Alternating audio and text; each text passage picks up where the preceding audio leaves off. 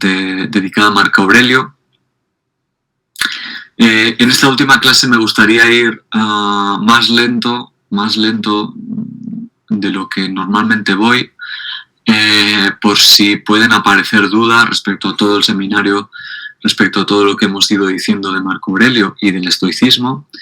Y aparte de que puedan aparecer dudas y que las podamos resolver entre todos, evidentemente me gustaría hablar ya de la actitud filosófica, y para los estoicos esta primera palabra que os he puesto, ataraxia, que es, digamos, la finalidad del trabajo de autoconocimiento para la escuela estoica, ¿no?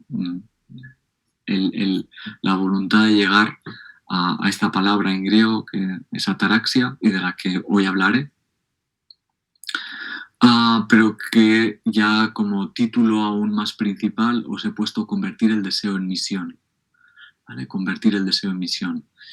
Este convertir el deseo en misión recoge la primera frase con la que yo presentaba el estoicismo, que es la frase que tenéis debajo de la imagen, que es justamente una frase con la que definía un filósofo el estoicismo, que es alguien que transforma el miedo en prudencia, el dolor en transformación, los errores en iniciación y el deseo en misión, en una misión, que es la misión de autoconocimiento. De nuevo, me parece que es una frase que resume muy bien el estoicismo, y lo resume muy bien porque primero nos habla del estoicismo como una escuela que no gira la cara a la realidad, sino que parte de una realidad que normalmente tiene una dimensión dolorosa, es decir, una dimensión en la que hay sufrimiento, en la que todos sufrimos, en la que cometemos errores y en la que hay miedo. Por tanto, parte de una idea o tiene un punto de partida que consiste en entender la realidad y entender al ser humano desde esta humanidad, desde esta no perfección, entendiendo al ser humano como alguien que tiene dolor, que tiene miedo, que tiene deseos y que comete errores, y que en vez de desaprovecharlos, en vez de convertirlos en pecado, en vez de indicar que el ser humano tiene que aspirar a otra cosa, a lo que nos invitan los estoicos es a mirar a este lado que generalmente está en la sombra, que generalmente no le ponemos el ojo, ¿no? Que generalmente intentamos evitar. Pues bien, lo que los estoicos nos invitan es a justamente ponerlo encima de la mesa o ponérnoslo delante para aprovecharlo. Y para aprovecharlo, para hacer el camino más importante al que está destinado el ser humano, que es el camino el camino de autoconocimiento hacia la actitud filosófica.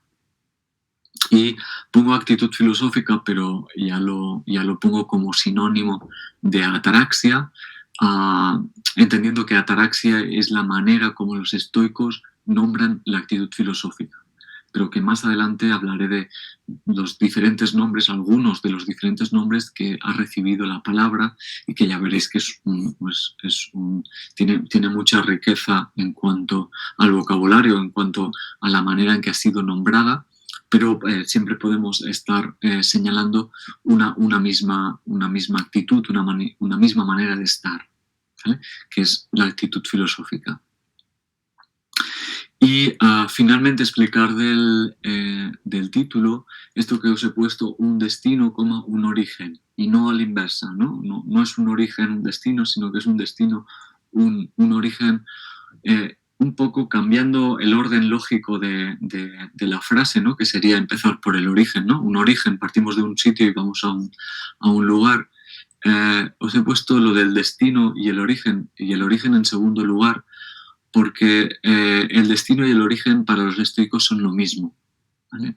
Muchas veces pretendemos ir a un destino, que es justamente la actitud filosófica, pero para los estoicos es ya algo que está, ya algo que tenemos, ya algo que está en el origen. Y por tanto, aunque sea el destino, también es ir hacia el origen, ¿no? Es a la vez una misma cosa, ¿no? Y por eso os lo he puesto en orden inverso. Vale, pues venga, Vamos allá, vamos a hablar de esta última parte del seminario. Hoy no hago un resumen tan extenso como otras veces, porque ya entiendo que lo hice con la última clase, la dedicada al libro de Marco Aurelio, donde a través del libro hice todo el resumen del curso. Pero sí que hago este breve resumen del estoicismo en cuatro ideas que facilitarán entender en qué consiste el viaje y el camino interior, ¿no? Que es el trabajo de autoconocimiento del que hemos estado hablando. Del estoicismo hemos visto que es una escuela, evidentemente, una escuela filosófica que pone todo el acento en el autoconocimiento y que, por tanto, digamos, le saca importancia a la filosofía como un trabajo meramente de lucubrar ideas, de coleccionar saberes. Para los estoicos, ya lo sabéis, eso no es lo más importante, sino que lo más importante es llevar una vida filosófica. Para los estoicos lo más importante es tener el compromiso de realizar una vida filosófica. Y por tanto, el compromiso de los estoicos es el de realizar el viaje de autoconocimiento, el camino interior, el camino hacia el interior. Como decía antes, el dolor, el sufrimiento, pero también la alegría, también el error son una oportunidad, y entonces lo que muestran los estoicos es que si bien hay sufrimiento, si bien hay dolor cuando aparece un error, cuando aparece un proceso de duelo, lo que podemos aprovechar son los diferentes escenarios que se nos abren en la vida para hacer un trabajo de autoconocimiento. Y este trabajo de autoconocimiento aparece porque el ser humano está destinado a hacerlo. Si os acordáis, el ser humano está destinado a realizarse, es decir, a hacer real su propio ser. Y sin embargo, este destino no siempre se consigue. No siempre se consigue porque los seres humanos no dedicamos un tiempo a este proceso, sino que nos engañamos con otras zanahorias que nos obligan o nos empujan a vivir unas vidas superficiales, ¿no? Que es lo que decía Epicteto, una vida sin valor. Y lo que nos señala el estoicismo es que los seres humanos estamos destinados a algo más allá de pasar de puntillas sobre la vida, de sobrevivir, sino que estamos destinados a hacer realidad una naturaleza que llevamos dentro y que normalmente no acostumbramos a poner la mirada ni a hacer el camino. Yo nombraba dos dificultades respecto a este camino. Una es la dificultad del exterior, es decir, el statu quo de cualquier sociedad, de ahora o de entonces y de aquí o de cualquier otra parte. El statu quo normalmente no facilita este camino porque generalmente es un statu quo que oprime, y en la medida en que oprime hace más difícil que la persona pueda realizar este camino de autoconocimiento, en la medida en que le obliga a poner más énfasis en el sobrevivir. Y a la vez, aparte de esta dificultad externa, hay una dificultad interna que es importante porque nos atañe a cada uno de nosotros, que es que este viaje, esta metáfora del camino interior, lleva implícita una confrontación con nosotros mismos. Es decir, este camino tiene un recorrido que implica, lo hablaré un poco más adelante, que implica encaminarnos por aquello que San Juan de la Cruz nombró como la noche oscura del alma, ¿vale?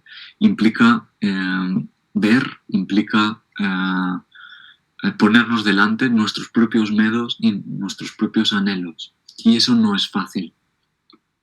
Lo habéis comprobado o lo habréis comprobado si habéis ido respondiendo a las preguntas que he ido haciendo a lo largo del seminario. Una cosa es poder ser consciente de aquello que deseamos o de aquello que tenemos miedo, y este ser consciente y es una cosa dificultosa porque muchas veces,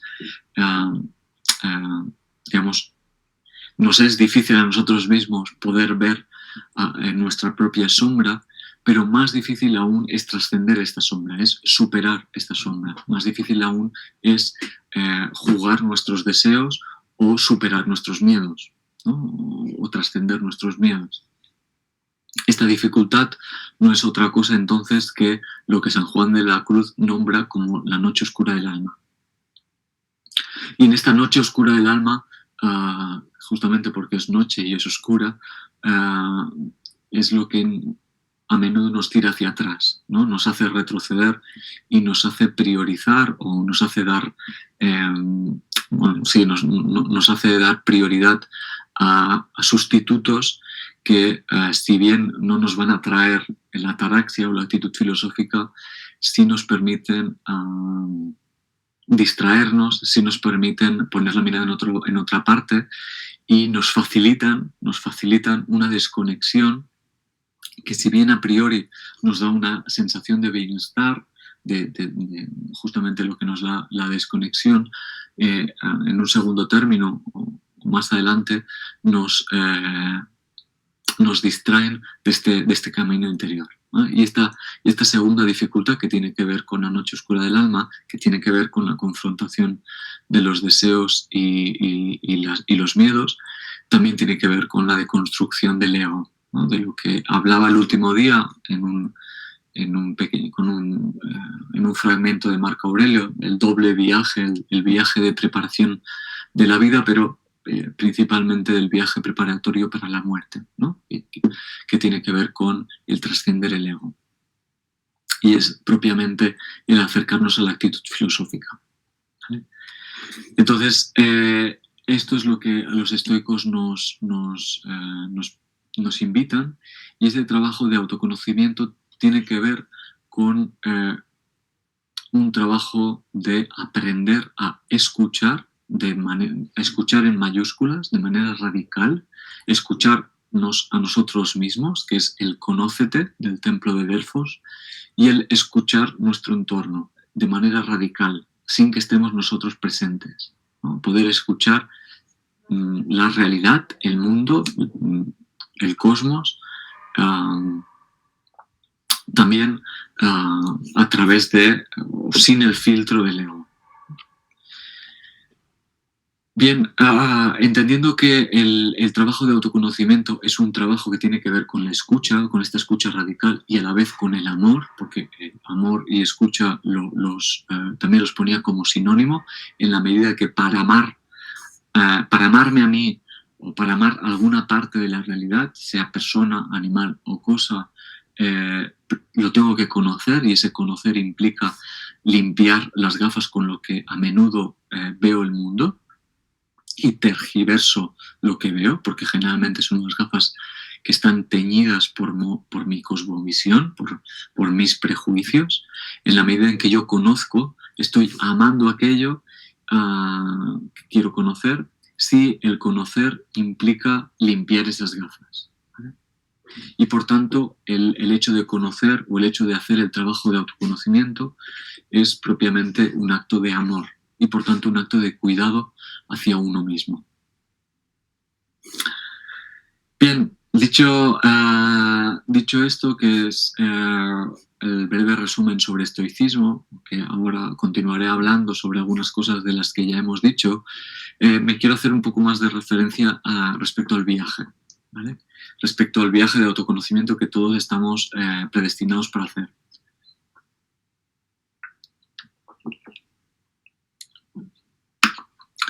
El nombre de viaje, el señalar el camino de autoconocimiento como un viaje, tiene que ver propiamente con la mitología.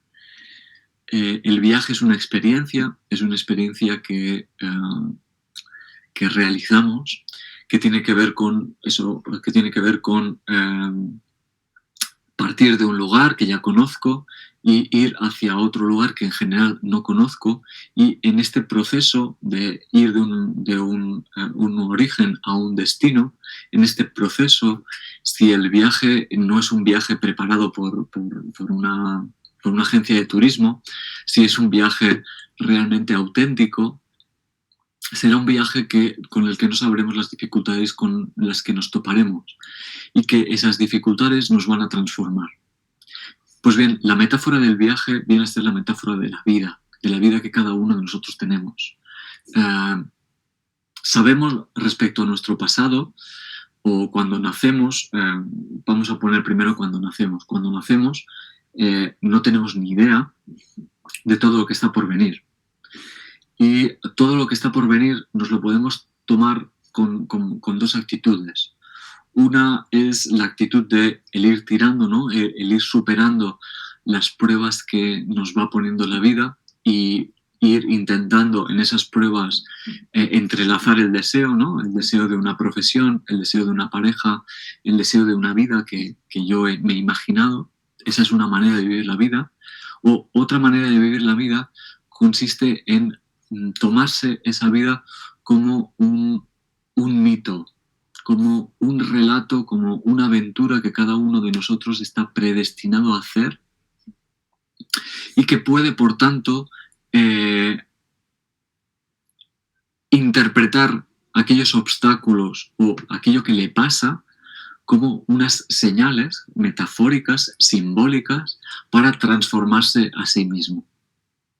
Y por tanto, todo aquello que consiste en obstáculos, en deseos, en satisfacciones, en opiniones, en comentarios de los demás, en fracasos, en procesos de duelo, en despedidas de trabajo, en consecución de títulos, todo aquello que nos pasa en la vida puede ser, en esta segunda opción, interpretado como algo que dice de nosotros, como algo que nos interpela, como algo que nos enriquece si lo tomamos como como si le damos un sentido y si desgranamos el significado que eso tiene para nosotros.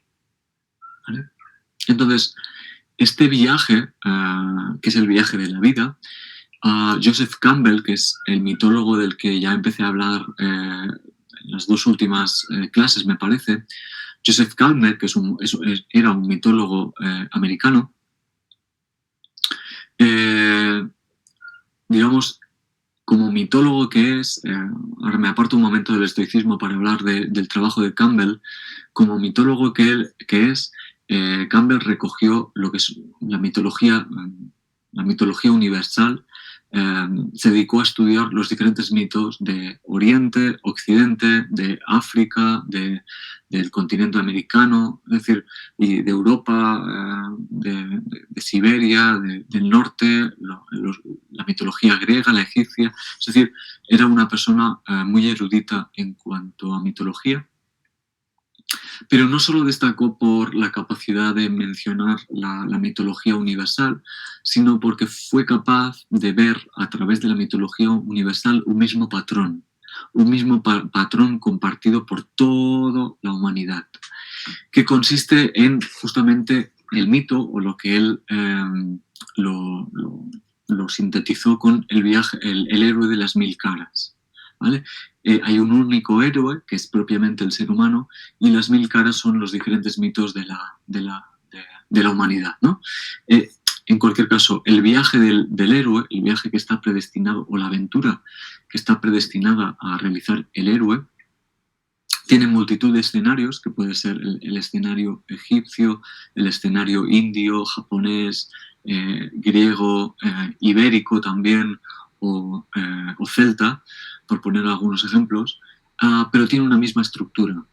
Y esa estructura se comparte para toda la humanidad. Entonces, esa estructura, lo que Campbell quiso, es probar de aplicarla para el ser occidental, que es un ser, aquí en Occidente, que ha perdido la capacidad de simbolizar, ha perdido la capacidad de, ya no tiene mito, o los mitos que tiene son otro tipo de mitos, son el mito de la ciencia, son otro tipo de mitos. Entonces lo que propone Campbell es que es retomar esa estructura de la mitología, quitarle lo que es el escenario, que podría ser el griego, digamos, el escenario que ahora ya no funciona, ahora ya no nos creemos el mito de Jesús o el mito de Krishna o el mito de Hércules, ahora esos mitos ya no nos lo creemos, pero sin embargo continuamos creyendo en el mito, continuamos creyendo en la estructura de ese mito. Y que continuamos creyendo en la estructura de ese mito. Campbell lo vio, por ejemplo, en las películas que vemos. Las películas que vemos, y especialmente las películas que tienen que ver con un relato más aventuresco, pero en cualquier caso cualquier película tiene el mismo entramado. Cualquier película, cualquier novela, cualquier relato humano tiene la misma estructura que un mito. Parte de un origen, pasan unas cosas y los personajes, los protagonistas, consiguen determinadas cosas. Entonces, esta estructura para Campbell era lo verdaderamente importante y era lo que mostraba la tendencia del ser humano a interpretarse a sí mismo a través de esa estructura. Entonces, lo que pasa es que aquí en Occidente, en la actualidad, a esa estructura no se le da mucha importancia. No se le da mucha importancia. No obstante, cuando vemos una película, vemos que el personaje, cuando inicia la película, tiene un primer momento, esa es la estructura del viaje, hay un primer momento de la película, de la novela, de la narrativa, en que tiene un problema, en que algo de su mundo se trastoca, algo le pasa, ya sea que pierde la pareja, ya sea que quiere conseguir algo que no tiene, ya sea que le boicotean algo, tiene una dificultad. En eso consiste lo que Joseph Campbell llamaba como la llamada. Hay como un zarandeo de la persona y ese zarandeo le obliga a la persona a cuestionar su mundo, ¿vale? A cuestionar su entorno. Y a partir de aquí empieza la persona a buscar, lo que se llama el proceso de búsqueda. ¿Vale? En ese proceso de búsqueda, o bien se empieza a entrenar, pienso en Rocky, ¿no? En Rocky, en la película de Rocky, en la saga de Rocky Balboa, en una saga, si queréis, tonta, pero pienso en esta saga, por ejemplo, pero podéis poner sagas más complejas o sagas también de este nivel, como la saga mitológica del Señor de los Anillos, o Star Wars, o cualquier película. Es que cualquier película hay una búsqueda por alcanzar algo, y en esta búsqueda el personaje se empieza a entrenar hasta que haya un punto que parece que no lo va a conseguir, que aquello que se propone no lo va a conseguir. Aquí estamos en la noche, en la noche oscura del alma. Hay un momento en la película en que el protagonista o la protagonista decae. Todo aquello por lo que ha empezado a querer, hay un momento en que desconfía. Esa es la negra noche del alma, y a partir de ahí hay un clic, la persona hace otro proceso de transformación y aparece el final, ¿vale? Que aparece el final en el que la persona se transforma, en el que la persona o bien consigue algo de lo que quería o bien sufre un proceso de transformación personal, ¿vale? Esto que no le damos generalmente mucha importancia, pero que en todas las novelas, en todas las...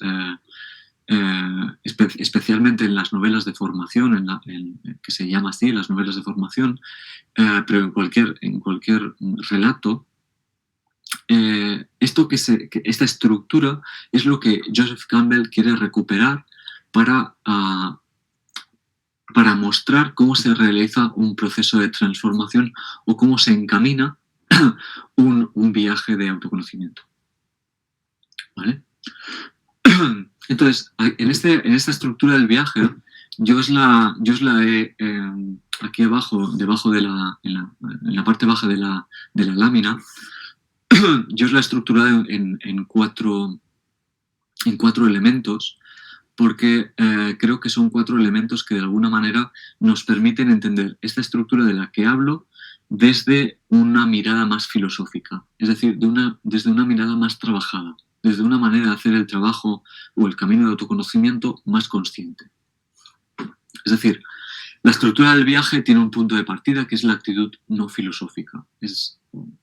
Lo podemos nombrar como la actitud natural, la actitud de aquella persona que ve el mundo pensando que es lo normal, ¿no? Que su manera de hacer es la normal, que tiene sufrimiento, evidentemente, pero que ese sufrimiento es al que está acostumbrado, que las cosas son como son y son así, y que por tanto puede vivir como un animal, es decir, entendiendo que vive como un animal como aquella manera de vivir que no cuestiona nada de su entorno, o que si lo cuestiona, lo cuestiona muy mínimamente.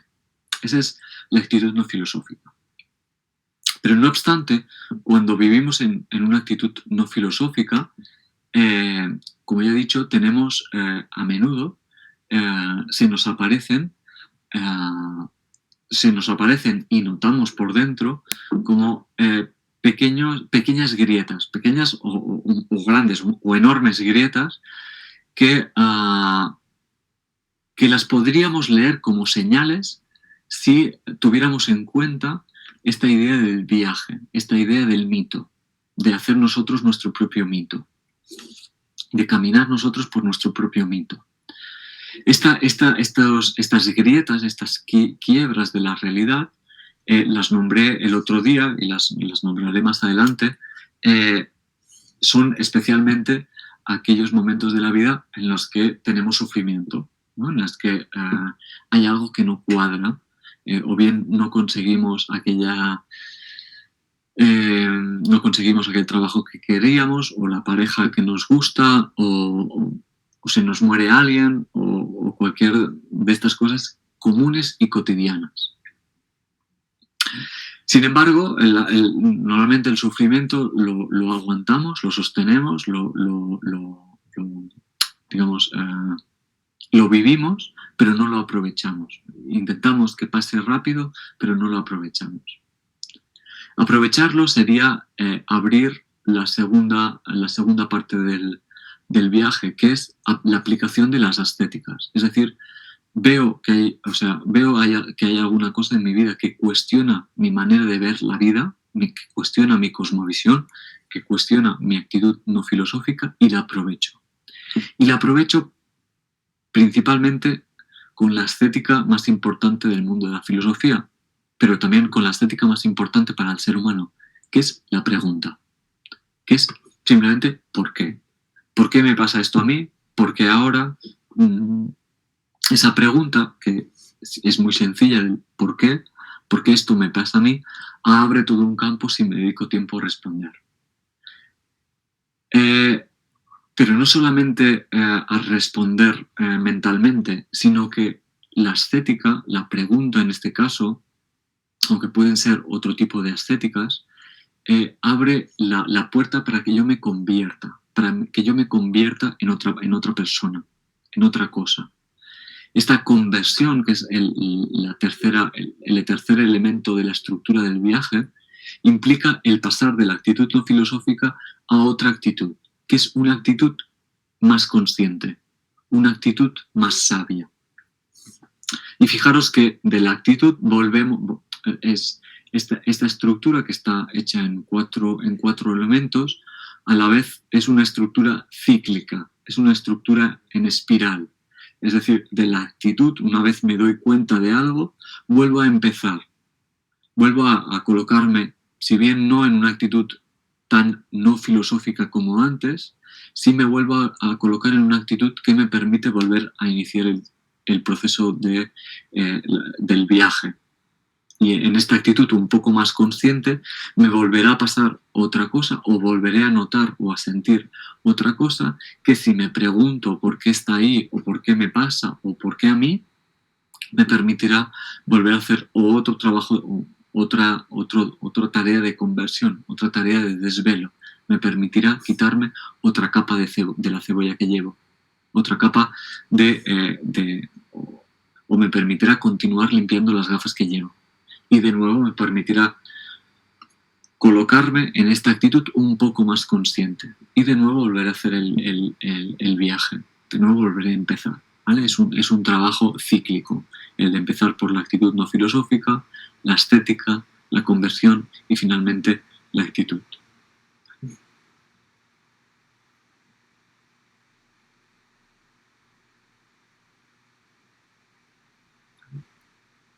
De hecho, este viaje, si lo queréis, es lo que lo podemos ver en micro o en macro.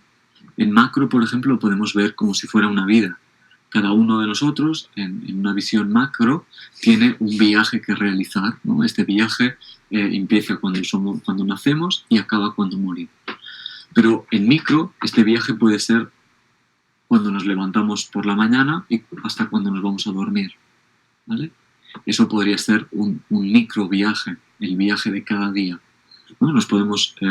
Podemos interpretar nuestro día a día como pequeños viajes que en globalidad conforman el gran viaje de nuestra vida. Pero también es lo que hemos hecho en este curso. En este curso hemos mantenido esa estructura. Partíamos de un inicio, que era una actitud no filosófica, era una actitud que aunque muchos de vosotros habéis hecho procesos de autoconocimiento, habéis hecho ejercicios o formaciones o clases de filosofía y de autoconocimiento, siempre podemos hacer ese autoconocimiento más profundo. Entonces, lo que hemos hecho es aplicar unas ascéticas, que en este caso han consistido principalmente en la lectura de Marco Aurelio y en las explicaciones de las clases, más las preguntas o los ejercicios que yo proponía al final de las clases. Esas eran las ascéticas, los ejercicios.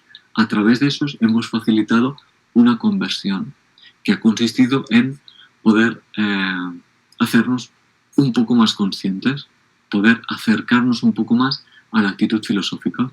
Y de nuevo, es esto que hoy acabamos, volver a empezar, o bien si vosotros hacéis otro curso, o bien si a vosotros os pasa algo en vuestra vida cotidiana, o bien el día de mañana mismo cuando os levantéis, el viaje que tengáis que hacer. Es decir, cada uno de nosotros va a seguir su viaje y en ese viaje le van a continuar pasando cosas con las que podrá continuar profundizando en la actitud filosófica, ¿no? En esta actitud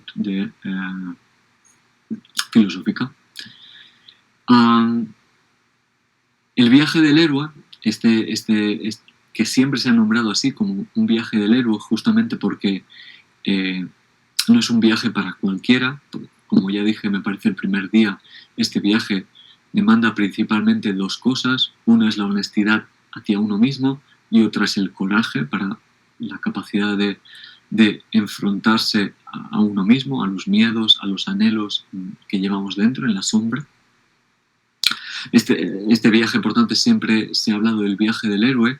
Lo que pasa es que hoy en día, el héroe en su momento recogía las virtudes de una época. Y el verdadero héroe antes era el que hacía el viaje interior y era el que tenía poderes, entre comas, poderes internos, es decir, la capacidad de enfrentarse a los miedos internos y a los deseos internos. Esa capacidad se valoraba como sobrehumana, ¿vale? Porque no todo el mundo era capaz de hacer ese trabajo. Esta capacidad sobrehumana en Occidente y actualmente la hemos llevado a lo que a día de hoy le damos más valor, que es a la materia. Esos valores que antes eran de la capacidad que tenía la persona para hacer un proceso interno, estos valores lo hemos proyectado y los hemos materializado. Y a día de hoy, un héroe, los héroes mitológicos que tenemos a día de hoy, son héroes materiales, son héroes que, por ejemplo, como Superman, tienen mucha fuerza y son capaces de transformar lo exterior, ¿vale? Pero tienen una misma estructura, ¿eh? La estructura de Superman tiene la misma estructura que el relato mitológico, solo que los valores que busca Superman y las capacidades que tiene Superman son capacidades materiales, mientras que las del viaje del héroe que busca el autoconocimiento son capacidades internas, son capacidades invisibles, son capacidades inmateriales, ¿vale? Pero el héroe continúa siendo el mismo y la estructura continúa siendo la misma, ¿no? El héroe de Superman es alguien que se da cuenta que es diferente, que le pasan cosas, que tiene que descubrir su capacidad y que esa capacidad le sirve para algo superior a él, algo trascendente a él. En el caso de Superman, por ejemplo, es ayudar a la humanidad. Pero pasa con cualquier superhéroe de estos modernos y contemporáneos, ¿vale? Y evidentemente el héroe, si consigue realizar todas las pruebas, porque no siempre puede conseguir realizar todas las pruebas, tendrá la gloria. Que a día de hoy también la gloria consiste actualmente en tener la gratitud de la humanidad, ¿no? El reconocimiento de la humanidad.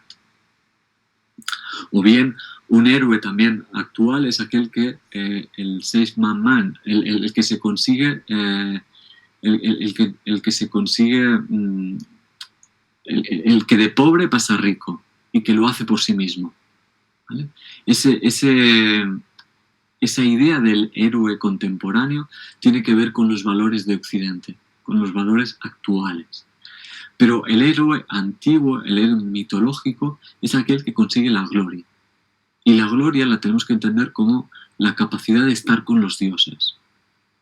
Y esta capacidad de estar con los dioses la tenemos que entender como lo que ya decía en una clase, como el entusiasmo. Es decir, un héroe, aquel que consigue la gloria, aquel que consigue realizar el proceso, el camino de autoconocimiento, es aquel entusiasta, es aquel que está en Theos, con Dios. Es decir, aquel que ha conseguido estar con Dios. Y ese estar con Dios quiere decir que ha conseguido ubicarse en la actitud filosófica, ¿vale? En la actitud filosófica de la que hablaré un poco más adelante, de la que desgranaré en qué consiste un poco más adelante, ¿vale? Entonces, ¿por qué el viaje del héroe es un viaje para toda la humanidad? Es un viaje al que está destinado todo ser humano. Porque todo ser humano lleva dentro de sí el criterio para saber si es feliz o no es feliz. Y esa felicidad no es otra cosa que otra manera de nombrar la actitud filosófica. Aristóteles, en la Metafísica, en uno de sus libros, la primera frase de su libro, de este libro de la Metafísica, escribe que todos los humanos desean su felicidad. Este deseo, que para Aristóteles es muy importante, también lo va a ser para los estoicos. El deseo no es otra cosa que el impulso interno que tenemos continuamente para realizar el camino de autoconocimiento. Es la llamada, el incentivo, la señal, el motor, más bien el motor que tenemos para realizar este trabajo de autoconocimiento y por tanto para realizar el camino interior, camino hacia el interior. Ese criterio lo tiene todo ser humano. Me parece que os lo preguntaba en una de las clases. Cualquiera de vosotros ahora mismo sabe si está cómodo o no está cómodo, ¿vale? Y en cualquier momento os lo podéis preguntar. Podéis hacer la pregunta y la respuesta va a aparecer de manera inmediata. Si no estáis cómodos, lo sabréis de inmediatamente y reubicaréis el cuerpo para estarlo. Y si lo estáis, tendréis la sensación de comodidad, ¿vale? Esta sensación de comodidad, esta sensación este saber que estáis cómodos, no es otra cosa más que el mismo criterio que el de la felicidad. Es decir, yo podría hacer la pregunta en macro preguntándoos si sois felices. Y esa pregunta, que demanda para cada uno de nosotros un poco más de tiempo porque es una pregunta más compleja, con honestidad y coraje también la sabría responder. Cada uno de vosotros podría responder a la pregunta, ¿vale? Entendiendo que felicidad en este caso no es la satisfacción con uno mismo, sino es el estado de plenitud. ¿vale? La felicidad no es, lo veremos un poco más adelante, la felicidad no consiste en poder satisfacer aquellas voces que llevamos dentro que nos van indicando lo que debemos hacer. Yo debo tener una familia, yo debo tener determinado nivel económico, yo debo ser amable, yo debo ser no sé qué, no sé qué, no sé cuántos. No consiste en satisfacer ese anhelo, porque ese anhelo es perseguir una zanahoria que no es la nuestra, sino que la felicidad la debemos entender como el estado de plenitud, como ese estado, si queréis, si os acordáis de cuando éramos niños o niñas, en el que el tiempo por un momento se desvanecía, en el que dejábamos de perder o perdíamos el mundo externo y nos centrábamos en el juego que estábamos haciendo, con nosotros solos o con los compañeros. En ese momento de plenitud en el que desaparecía el tiempo, desaparecía el mundo exterior y nos adentrábamos en ese mundo de juego, eso es lo más similar a un estado de plenitud. Bien, hasta aquí paro un momento para abrir tanda de preguntas, si es que hay alguna pregunta respecto a lo que he dicho del viaje de la explicación del viaje del héroe, del viaje mitológico, y mientras vais haciendo las preguntas por el chat, si es que hay, de nuevo aquí veo que he escrito que las oportunidades de la vida se pueden aprovechar y que esas oportunidades yo os la desglosaba en el sufrimiento, en la estética, en cuando veo algo horrible o algo muy bello, y en el gozo o la alegría, ¿vale? Como tres puertas que están ahí permanentemente, porque siempre hay cosas que sufrimos, siempre hay cosas que nos hacen sufrir, siempre hay cosas bonitas o horribles en lo que nos rodea, y siempre hay momentos de gozo, de placer y de alegría. Esos tres caminos nos pueden ofrecer puertas para adentrarnos en esta manera de vivir la vida, haciendo de ella un viaje.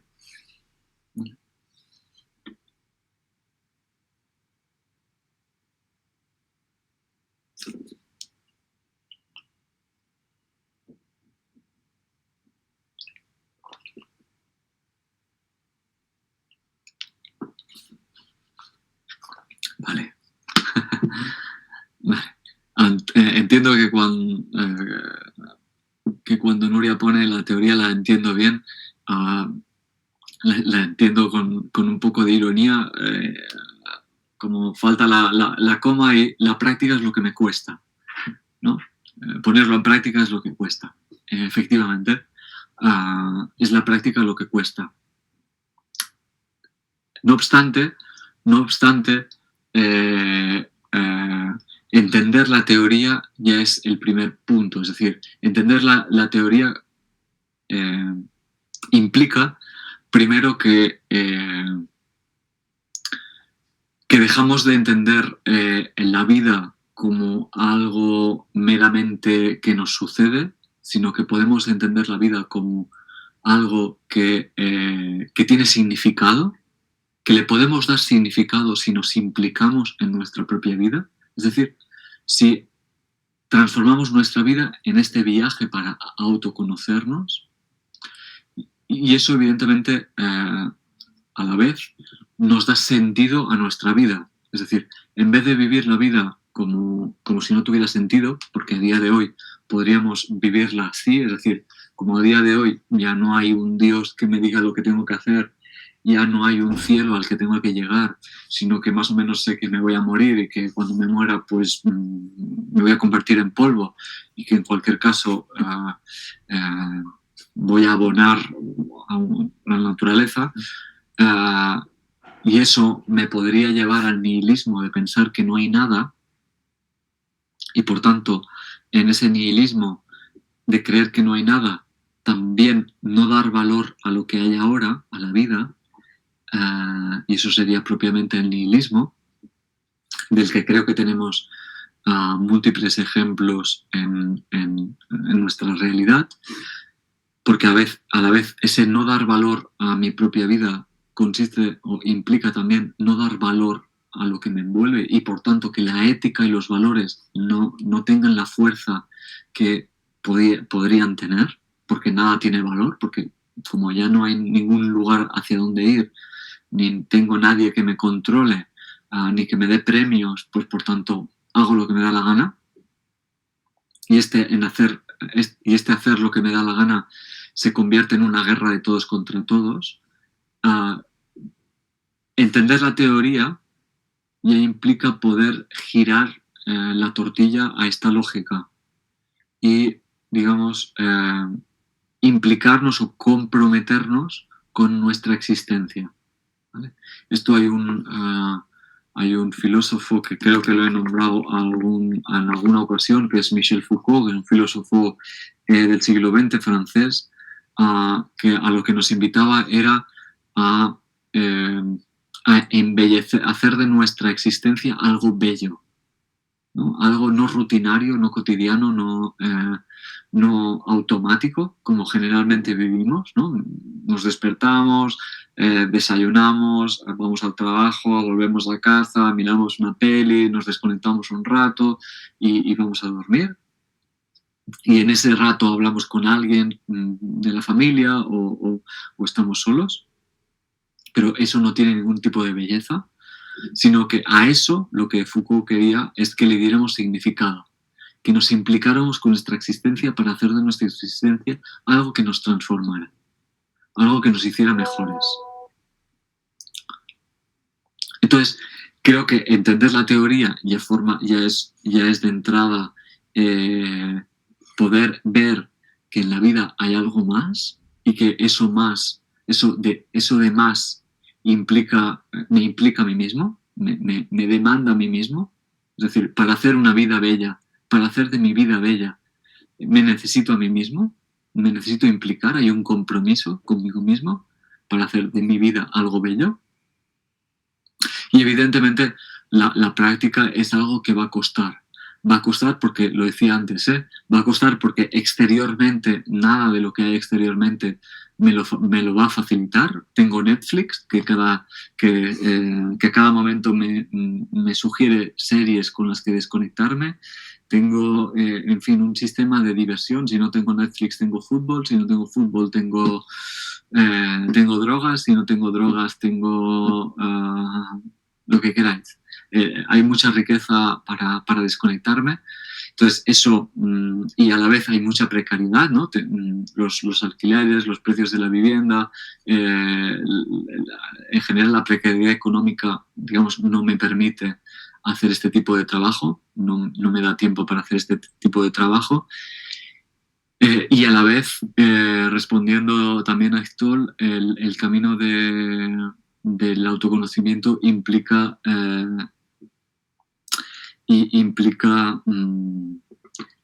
hacer el trabajo conmigo mismo más duro, implica pasar por la noche oscura del alma, sí, implica pasar por la noche oscura del alma. No hay otro camino que ese. Porque ya lo vimos en la última clase, me parece, en el viaje de vuelta, o lo comentaré con un poco más. El trabajo de vuelta tiene que ver con deconstruirme a mí mismo, ¿no? Darme cuenta de que voy a morir. Y por tanto, ese dolor de saber que voy a morir ya es una invitación. O sea, el hecho de que seamos conscientes de que algún día, de que seamos los únicos animales, de que seamos conscientes de que algún día moriremos, es tener esa puerta del trabajo de autoconocimiento siempre presente, siempre ahí. Lo que pasa es que no le damos importancia a eso, no nos acordamos de eso. Y, digamos, acordarnos de eso sería hacer el camino de autoconocimiento y, por tanto, pasar por la noche oscura del alma.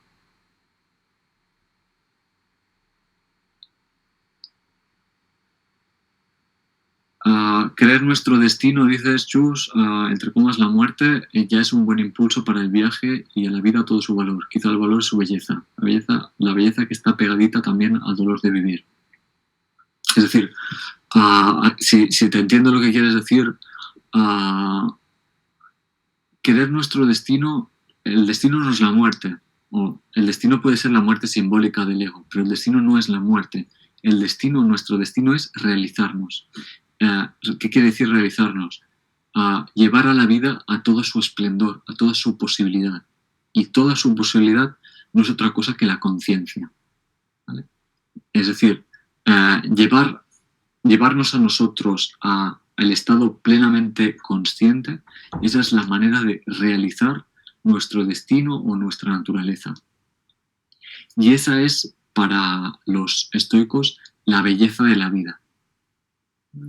Si os acordáis, esa capacidad que tenemos nosotros de realizarnos es lo que nos conecta con el logos. Es lo que desde nuestra alma interna, nos conecta con nuestro microcosmos, nos conecta con el logos o el macrocosmos. Es lo que estamos enlazados y es es lo simétrico, es la cara de una misma moneda. Se puede ver desde el individuo o desde el cosmos, desde lo macro, ¿vale?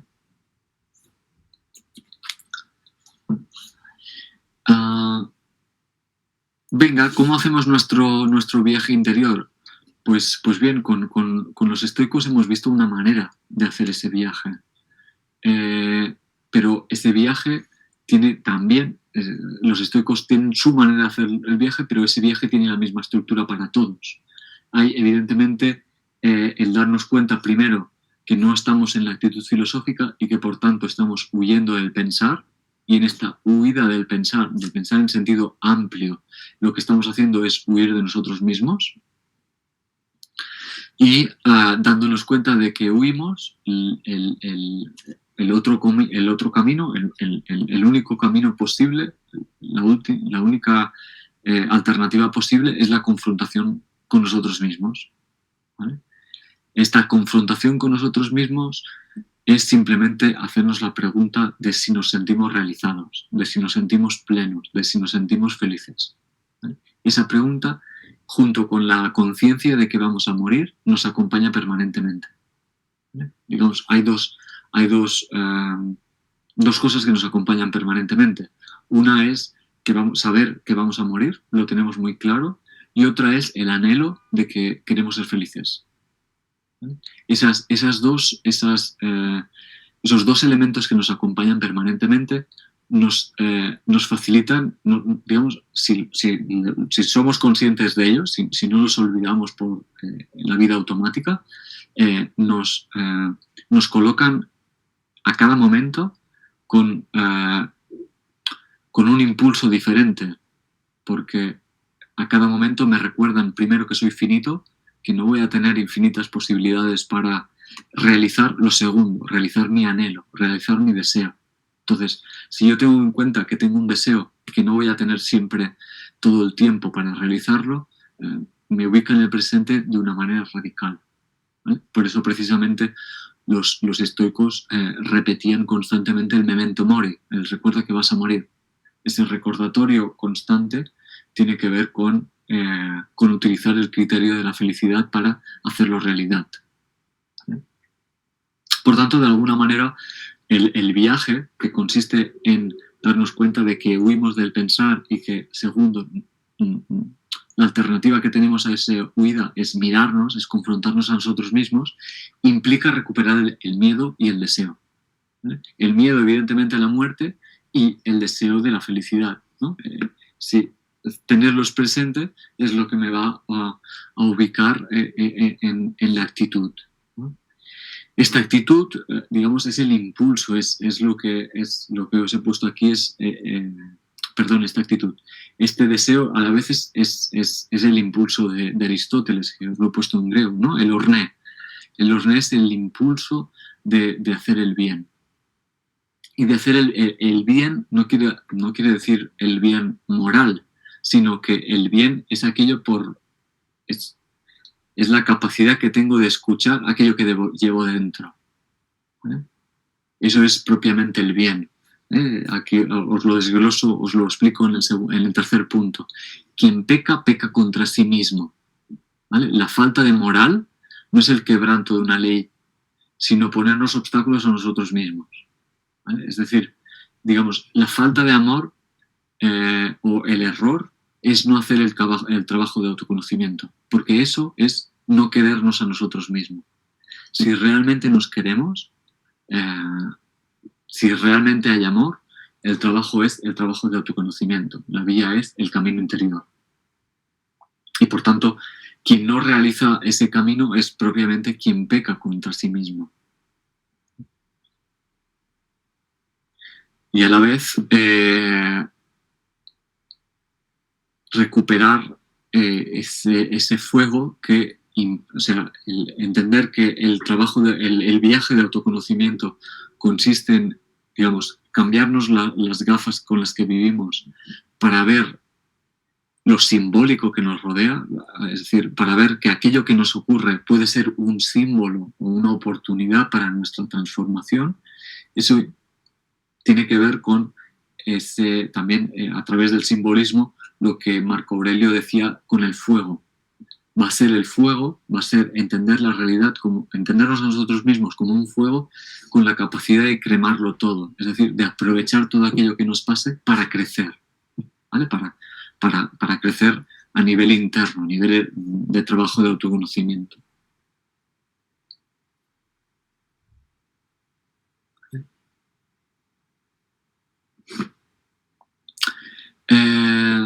Y esa es propiamente esta manera de colocarnos delante de la vida, este compromiso de hacer el trabajo de autoconocimiento, es para los estoicos la virtud.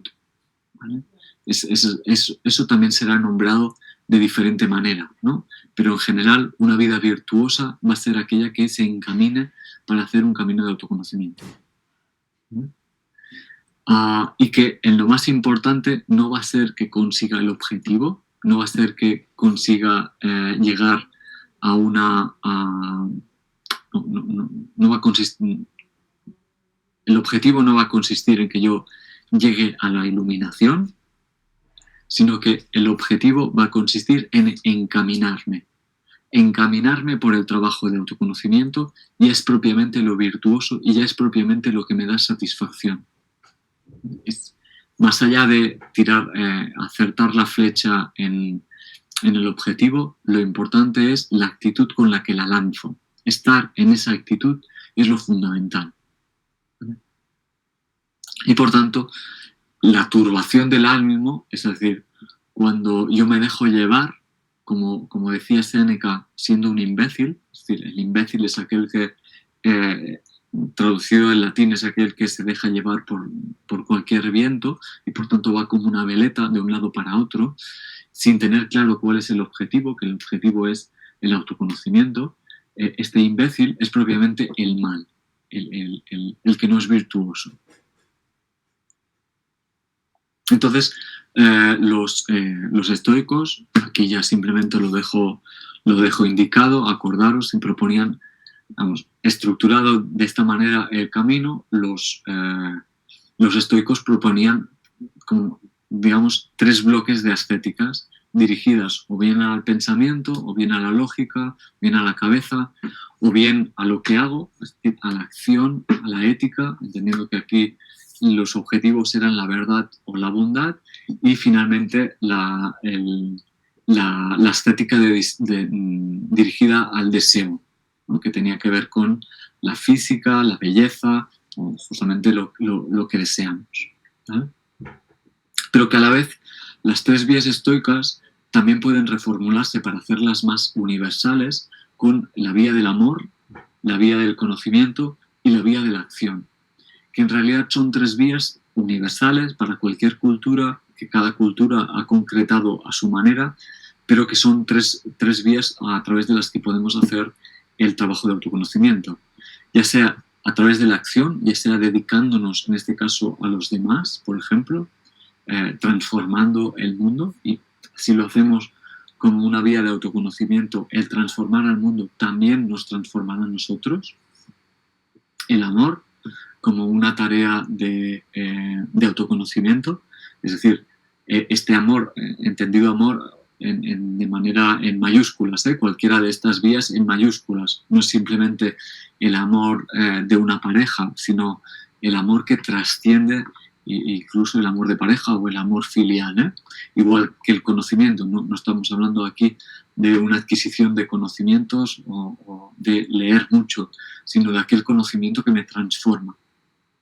Y a la vez, escoger cualquiera de estas vías a medida que las vamos encaminando, estas vías se convierten en una vía, es decir, se tocan mutuamente, ¿no? Hacer el trabajo desde el amor implica cambiar la manera de pensar en el mundo y la manera de hacer en el mundo. De la misma manera que conocer el mundo desde este prisma implica abrir el corazón y cambiar y transformar el mundo. Estas tres vías están conectadas, por más que algunas veces para según quién le es más fácil empezar por una o por la otra, ¿no? Eso depende de cada cual.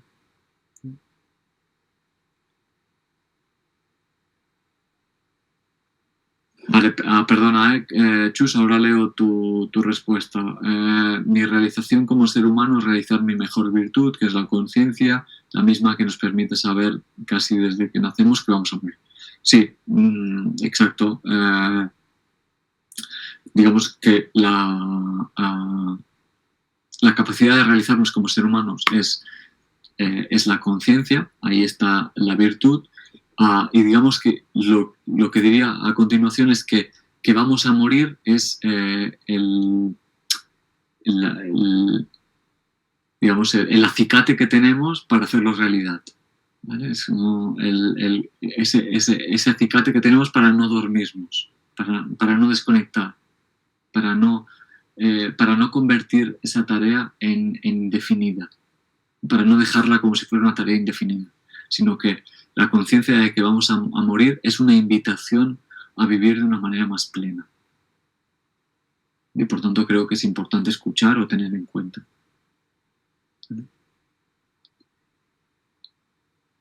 Vale. Entonces ya vamos hablando, ya voy centrándome en la finalidad de este viaje,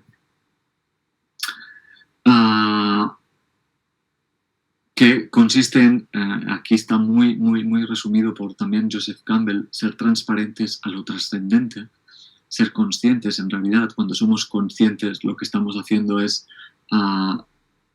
decir, colocándonos como transparentes, sin ego, para que se dé lo trascendente, es decir, para ser conscientes. Ser consciente para ser consciente. Esa sería la traducción del ser transparentes a lo trascendente, ¿vale? Pero la explico, esta frase de Joseph Campbell. Acordaros que había dos viajes, ¿vale? Que Aitor preguntaba si son dos viajes separados. Me parece que era Aitor que preguntaba si son dos viajes separados y yo respondía que no, que son dos viajes entrelazados, que yo desgloso para hacerlo más pedagógico, pero que es el mismo viaje. ¿Qué es el viaje de ida? Uno consiste en el viaje de ida, que el objetivo es poder vivir haciendo realidad el deseo. Es decir, luego lo explico un poco más, pero el viaje de ida consiste en integrarme a mí mismo y a lo que me rodea. Esa sería la finalidad del viaje. ¿Y qué entiendo por integración? Por integración entiendo en la capacidad que tengo para unir las diferentes partes que me representan, las diferentes partes que soy. Por ejemplo, muchas veces nos damos cuenta de que aparentamos en apariencia estamos jugando un juego, estamos mostrando algo, pero por dentro estamos deseando otra cosa. ¿Vale? Aparentemente estamos diciendo que sí a algo, pero por dentro nos estamos diciendo que no tenemos ningún tipo de ganas de hacer eso. O estamos obligándonos a hacer algo y por dentro deseamos hacer otra cosa. ahí hay como una polaridad, como una contradicción en nosotros, y el viaje de ida consiste en eliminar en difuminar esa polaridad, esa contradicción, y ir al unísono con nosotros mismos. Es decir, si yo tengo un deseo, poder hacer realidad y hacer efectivo y defender ese deseo. Si yo tengo un miedo, poder hacer efectivo y mostrar este miedo. Es decir, poder mostrarme, en realidad el viaje de ida es poder mostrarme tal y como soy. Y ese poder mostrarme tal y como soy ya implica un viaje. Este viaje, ¿en qué consiste? Pues consiste en poder ver cómo me he ido construyendo durante toda mi vida, cuáles han sido mis creencias y que he mamado de mi infancia, y poder poner voz propia a lo que yo quiero. Más allá de lo que me han dicho que está bien, de lo que me han dicho que es correcto, de lo que me han dicho que es normal, de lo que me han dicho que debería hacer, qué es lo que yo quiero hacer y qué es lo que no quiero hacer. Y poder jugar, poder poner en la práctica esos deseos o esos anhelos. Ese es el viaje de ida. Y ese viaje de ida, evidentemente, tiene repercusiones. Es decir, conlleva que yo me la juegue, conlleva que no me esconda haciéndome la víctima, que no me esconda justificándome, que no me esconda no poniendo límites, que no me esconda de las infinitas maneras en las que nos escondemos, sino que el viaje de ida implica poner toda la carne en el asador. Es decir, tengo unos deseos, tengo unos miedos y voy a mostrarlos. Y en ese mostrarlos, lo que voy a hacer es el trabajo de integrarme a mí mismo. Es decir, mostrarme tal y como soy. Y eso ya es propiamente un trabajo, ¿eh? Eso no es fácil. Eso no tiene nada de fácil, ¿vale? Porque, de nuevo, conlleva el darme cuenta de mis miedos, de mis anhelos, de mis frustraciones, etcétera, etcétera. Y, por tanto, en sí mismo es un viaje.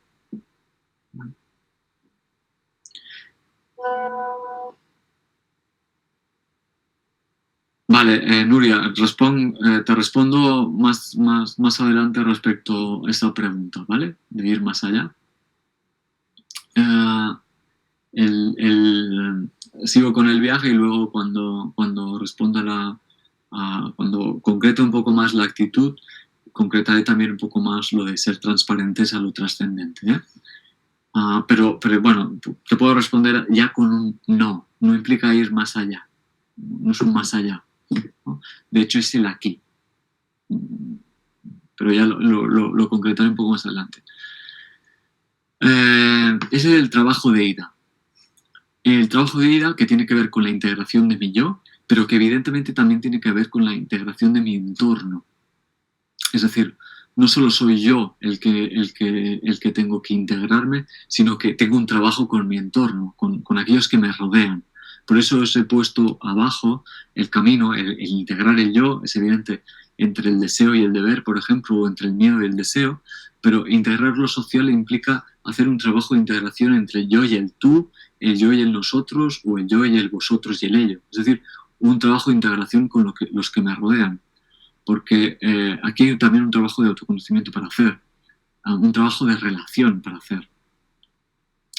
A medida que yo me voy integrando a mí mismo, también tengo más capacidad para mostrarme hacia los demás. Y ese mostrarme hacia los demás va a implicar que haya conflictos. Esos conflictos también son una buena oportunidad para que entre todos nos transformemos y convirtamos ese trabajo o ese camino interior no en algo individual, sino en algo social, en algo colectivo, en algo compartido. Por tanto, yo puedo hacer ese camino, que yo haga el camino interior va a tener implicaciones. Aunque mi pareja no haga el camino, o sea, aunque la gente cercana a mí no haga ese camino interior, mis transformaciones van a tener repercusiones en los demás. Entonces, aunque no la hagan, de alguna manera ya la van a hacer. van a hacer parte de ese camino interior, ¿vale? Porque van a ver cosas de mí, se van a confrontar conmigo, va a haber conflictos, entonces, de alguna manera, yo voy a ser una puerta para ellos por si quieren abrir el camino de autoconocimiento, ¿vale? Entonces, el viaje de ida también consiste en integrar lo social, en hacer este trabajo de transformación colectiva, ¿vale? Pero, decía, el trabajo de ida es solo el de ida, falta el trabajo de vuelta, que es el trabajo de poder trascender. Y aquí empiezo a responder a lo que pregunta Nuria, ¿poder trascender qué? Trascender normalmente lo entendemos con ir más allá. Y efectivamente, este ir más allá, si lo entendemos como un superar un obstáculo, es efectivamente eso. Trascender implica o significa un ir más allá, un superar un obstáculo. Y en eso consiste el viaje de vuelta. Solo que ese obstáculo somos nosotros mismos, ¿vale? Somos finalmente la construcción que hemos acabado haciendo, que es una vez hemos mostrado nuestro anhelo, nuestro deseo, seguimos teniendo la conciencia de que vamos a morir. Y en esta conciencia de que vamos a morir, digamos, la podemos aprovechar como algo simbólico que nos invita a deshacernos ya en vida de nuestro propio ego. ¿Para qué? Para integrarnos con lo trascendente. ¿Qué es lo trascendente? En este sentido, pues lo podemos interpretar como la nada o el todo, tanto da. Lo trascendente sería como para poder integrarnos a la conciencia, es decir, para poder ser conscientes. Este trabajo de integración que tiene que ver con la muerte simbólica del ego no quiere decir otra cosa que poder superarnos a nosotros mismos, superar nuestra propia construcción. Es decir, vivir en la vida siendo transparentes, como Campbell nombra. ¿Y qué quiere decir transparentes?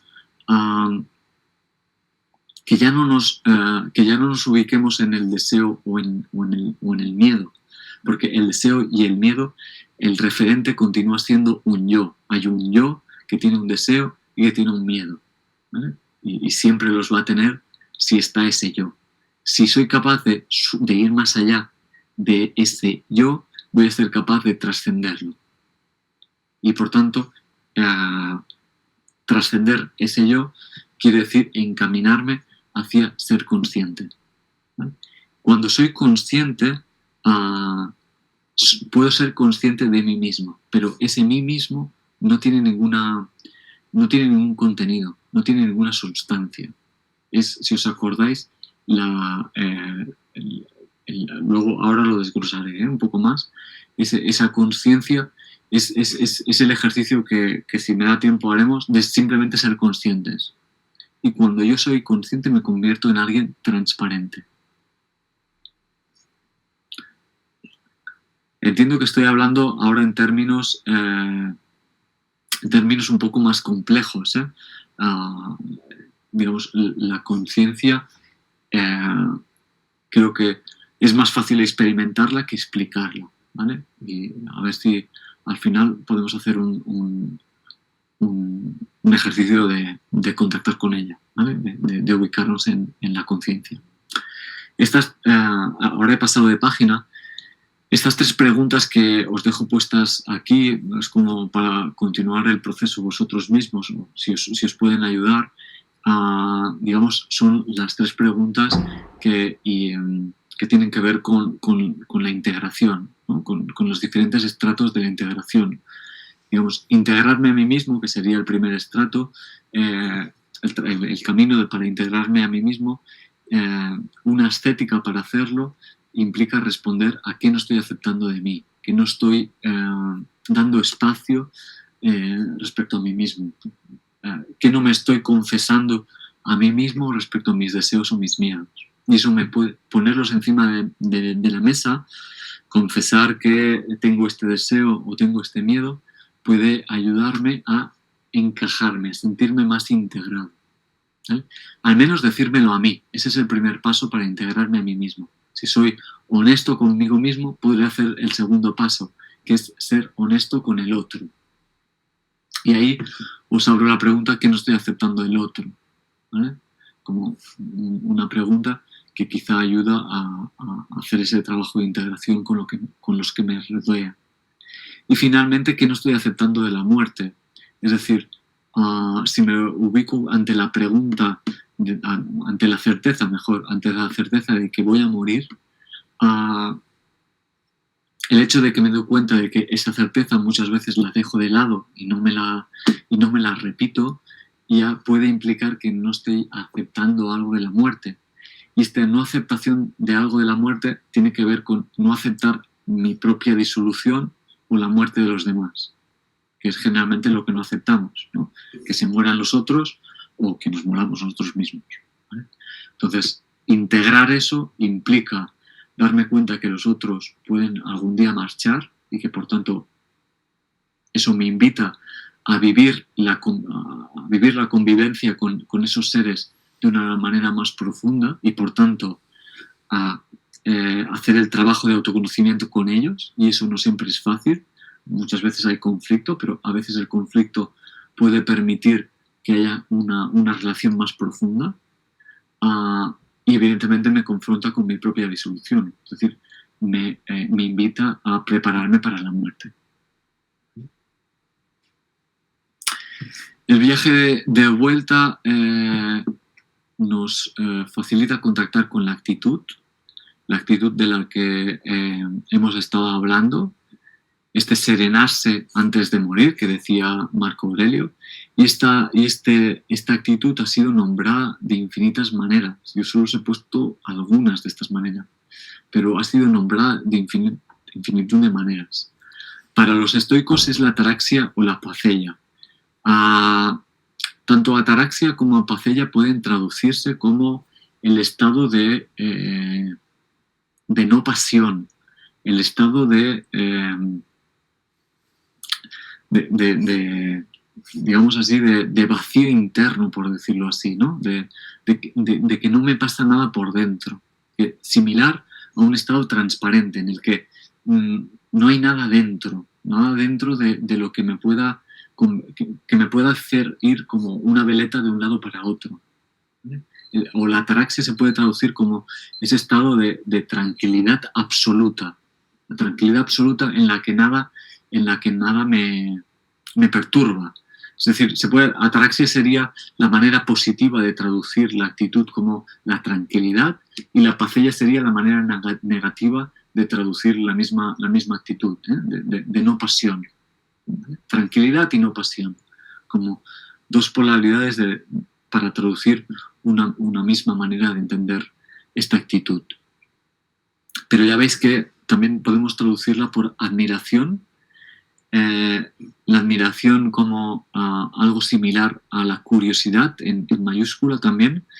Cuando admiramos o cuando tenemos curiosidad, si es en mayúsculas, lo que hacemos es dejarnos, o sea, cuando admiro un paisaje o una obra de arte, lo que dejo es de ser yo mismo para unirme a aquello que estoy viendo, ¿no? Es como la sensación es que me pierdo a mí mismo para embeberme de lo que hay delante, ¿vale? Me uno a lo que admiro.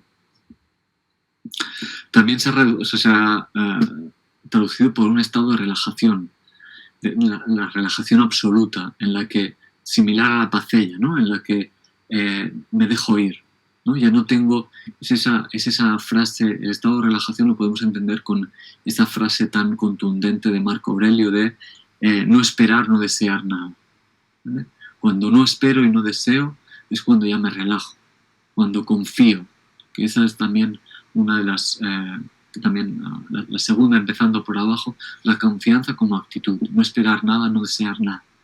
Cuando realmente confío es a la vez un estado de relajación. La actitud filosófica también se le ha nombrado el nirvana, la iluminación, la unidad, la integración, la sabiduría, la contemplación, la santidad, la escucha radical, la mirada de un infante, la curiosidad, la confianza y el amor al no saber, el amor a todo, ¿vale? La actitud reverencial, que también se la puede nombrar, ¿vale? Hay más maneras hay más nomenclatura para señalar esta misma actitud, ¿eh? Y de nuevo es algo universal, es algo perseguido por todas las culturas, ¿vale? No hay ninguna cultura que no tenga una nomenclatura y un escenario para hacer el mismo viaje, ¿vale? Que no tenga unas deidades para representar ese mismo viaje, ¿vale? Esta actitud tiene 4 características, o para entenderla la podemos desglosar en 4 características, pero son 4 características que entendamos como un poliedro, ¿no? Como las diferentes caras de una misma figura, ¿eh? que cada cara representa ya propiamente la actitud filosófica. La actitud es conciencia, no es otra cosa que conciencia. La conciencia de estar, ¿no? En la conciencia de estar lo que hay cuando nosotros nos hacemos conscientes de nosotros mismos, lo que hay es la disponibilidad de la presencia. Cuando nos hacemos conscientes, donde nos ubicamos es en el aquí y en el ahora. Y esta es propiamente la disponibilidad, la capacidad de estar. En este estar no hay un saber, no hay un conocimiento, no hay un prejuicio, no hay un relato mental, ¿vale? La sabiduría es propiamente este estado, no hay un relato, ¿vale? Y por tanto os lo nombro también como que hay una paz interior, hay la sensación de la integración. Cuando yo me he integrado conmigo mismo, lo que he hecho es integrar las voces que tengo aquí, que a veces una me dice una cosa y se me lleva para un lado y otra me dice otra y se me lleva para otro. O una de estas voces tiene paralizada a la otra, ¿no? Generalmente la obligación, lo que debería hacer, lo que está bien, lo que es normal, paraliza a mi deseo, ¿no? Pues eso que generalmente está en lucha, porque hay una lucha interna entre mi impulso a desear y mi impulso a controlarme, esa lucha ha desaparecido porque he sido capaz de integrar estas dos polaridades de mí mismo. Y esa es propiamente la paz interior, la no dualidad interna, el hecho de que no haya relato mental. Otra característica es el amor, ¿vale? La vibración que implica la conciencia. Es otra manera de entender que cuando estoy consciente estoy sintiendo de una manera determinada. Y esa manera determinada es que me coloco transparente a lo que hay. Es decir, acojo todo lo que hay. Y esa capacidad de acoger lo que hay es el amor. El amor entendido como la capacidad que tengo para acoger, ¿vale? Para abrazar a todo, ¿vale? Cuando me coloco desde el amor, con la capacidad para acoger lo que hay, aparece el contento. Es la alegría interna, la alegría que no tiene causa en sí misma, ¿vale? El impulso de vivir conlleva una alegría, ¿vale? Eso Spinoza, Nietzsche hablan de eso. Es la alegría del impulso de vivir, ¿vale? Si lo veis en un cachorro, se ve muy a menudo en los cachorros. En los cachorros de cualquier especie, también de la nuestra, hay como una alegría por vivir. Eso se pierde, ¿vale? Se pierde porque luego hay un acostumbrarse a la vida, ¿vale? Pero hay de entrada un impulso que es ese contento, que es esa alegría, y que no tiene ninguna causa externa. No es que me han dado una golosina, un trabajo, un dinero, sino que la causa es ella misma. Es el propio impulso expresado en toda su riqueza. Y a la vez, esa actitud es confianza, ¿eh? Me parece que está mal, he puesto 1, 2, 3, he puesto 4 antes y son 5, ¿vale? La confianza en la razón del mundo, que es lo mismo que el amor, ¿eh? La confianza es lo mismo que el amor, pero es poderme colocar teniendo en cuenta lo que hemos hablado del logos. Es decir, dándome cuenta que soy parte de algo que está por encima de mí mismo y que en este estar por encima de mí mismo funciona como un ecosistema que sabe más de mí. Y en la medida en que sabe más de mí, eso es muy relajante. Es decir, ya no tengo que esforzarme en dirigirme a algún lugar. El lugar en el que estoy ya está bien. Si le saco todo el jugo que tiene. Si me coloco en una actitud presente de darme cuenta de lo que hay, de lo que soy.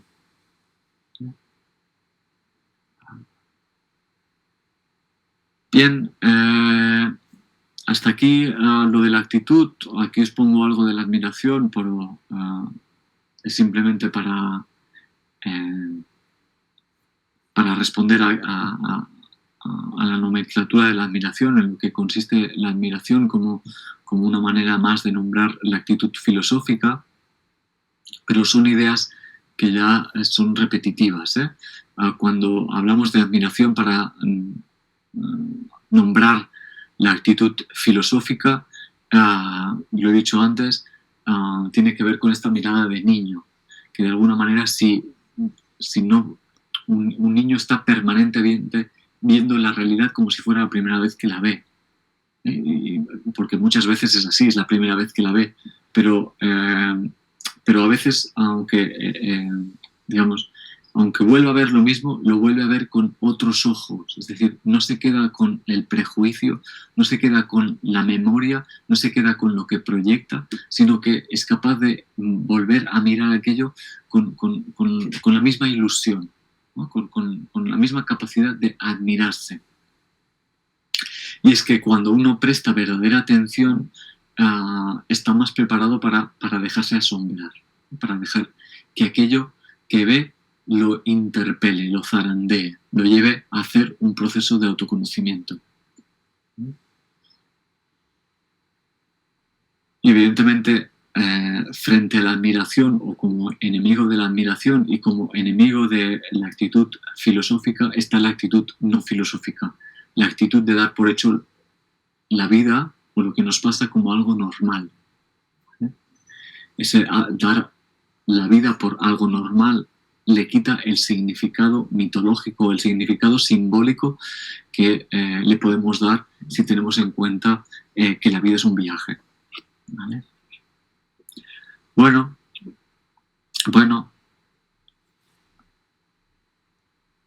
no va más allá de la actitud filosófica.